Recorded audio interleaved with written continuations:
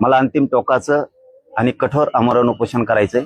रखरखत्या उन्हात मी हे उपोषण बास टाकून करणार आहे। ना कुठलं पाणी, ना कुठलं जेवण, ना पायात चप्पल घालणार आहे, ना काय करणार आहे।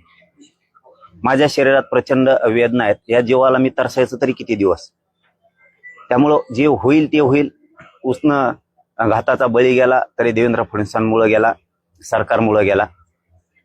कितीही जीवाची लाहीलाही झाली तरी हरकत नाहीये, कारण माझ्या समाजाच्या लेकरांच्याच आयुष्याचा उन्हाळा झालाय।